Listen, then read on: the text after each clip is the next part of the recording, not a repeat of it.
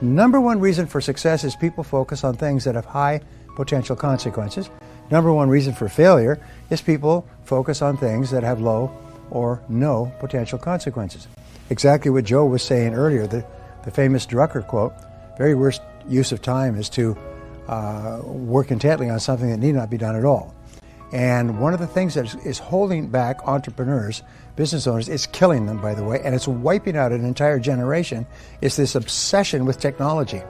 I see people that are walking with their phone. It's almost like drug addicts that are mainline. They cannot stop staring at their screen. They cannot stop pushing their buttons. The fact is that this obsession with looking at the screen and staying connected is killing people because it stops them from focusing. You cannot focus if you are distracted like an attention deficit disorder dog. So you're constantly ringing and responding to bells almost like a crazy person in a toy factory.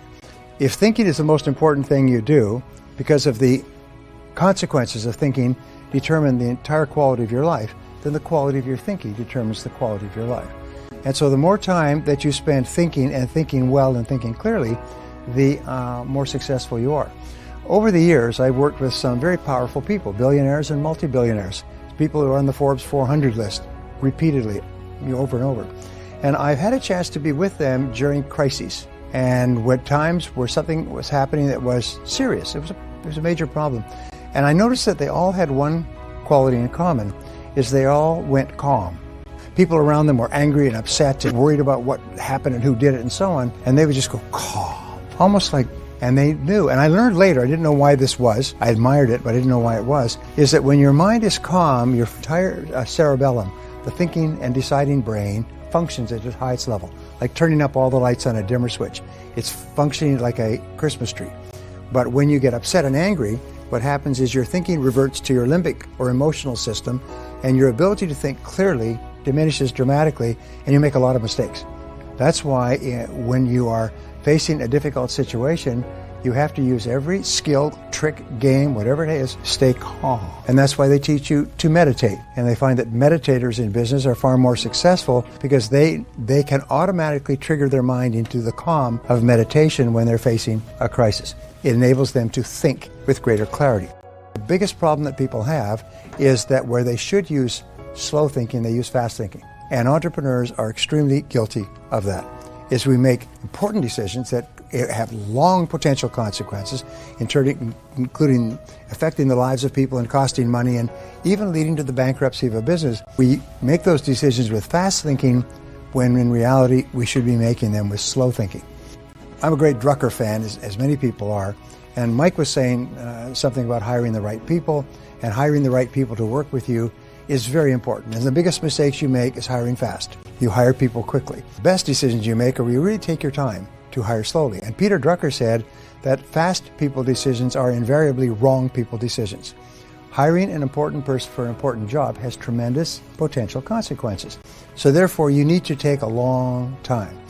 The longer that you take to make an important decision, the better the decision will be, the higher quality decision.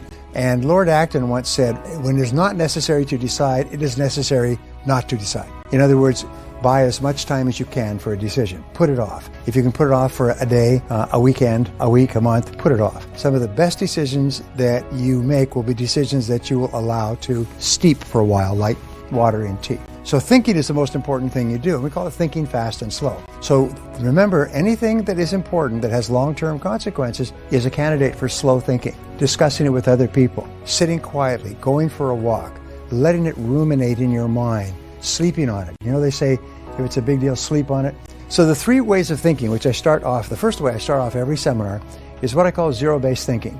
And everybody who knows me for any period of time knows that I harp on this. Zero-based thinking comes from zero-based accounting, where you, instead of increasing an expense in the next accounting period, you ask, should we be engaging in this expense at all? And with zero-based thinking, you look at your entire world and you ask this question: knowing what I now know, is there anything that I am doing that I would not start up again today if I had to do it over? This is one of the greatest thinking tools I've ever learned, because in a time of turbulence, you always have an answer for this question. Each person has an answer. Some people have multiple answers. There's lots of things that they're doing today that, knowing what they now know, they wouldn't get into today. They wouldn't start them up. products they wouldn't offer, people they wouldn't hire, investments they wouldn't make. And these are the greatest drags in life. How do you tell if you have a zero-based thinking situation? Is whenever you experience chronic stress, it's something that buzzes around. When Joe's talking or somebody else is talking, you're busy thinking about that. You drive around and you think about it. Keeps you awake at night. It's something that pisses you off. It's something that irritates you and angers you and frustrates you. Whenever you have chronic, which means ongoing, continuous, for zero-based thinking. So you ask yourself the question, if I was not now in this situation, knowing what I now know, would I get into it again today? If the answer is no, the next question is, how do I get out and how fast? How do I get out and how fast? If ever the answer comes back that I would not get into this again today, it's too late to resolve it. It's over.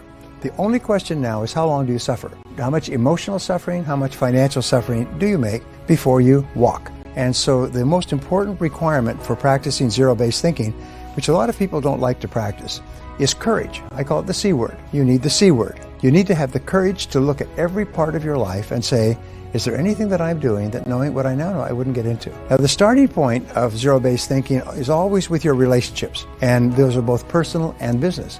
And many people are working their heads off on the outside to achieve success, but inside they're frustrated and unhappy because they're in a situation that, knowing what they now know, they would never get into. So I call this a quink analysis. Do a quink analysis on everything.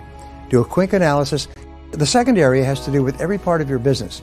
And I were talking about what I think is a revolutionary new field, though it's not revolutionary and it's not new, but it's business model innovation. And it's based on the concept that whatever business model you're using today is probably obsolete. If you're in any kind of a business that uses technology to market it, especially an information-based business, knowledge-based business, consulting services, training, anything else, chances are your business is obsolete. The business model is your method, your step-by-step process of generating profitability. Now, there are some companies that struggle along, and then find a new business model, and the next year their business is up 5 or 10 times.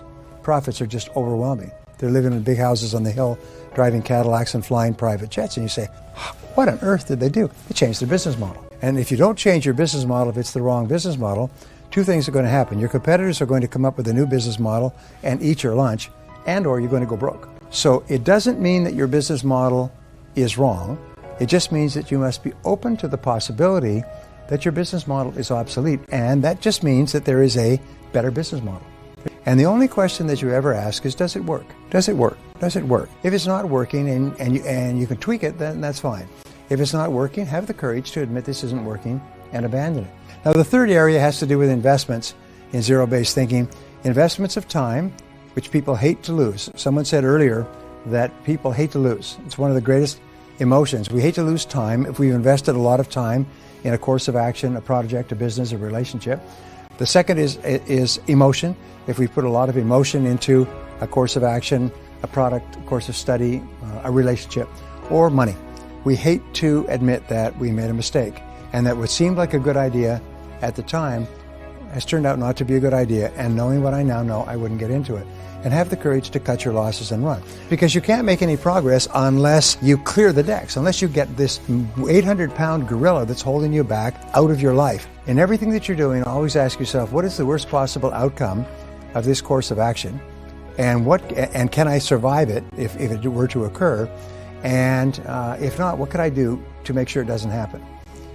One of the number one reasons that we worry about anything in life is because of fear. And when you ask yourself, what is the worst thing that could happen in this particular situation? And then if you can say, all right, if that happens, I'll live with it.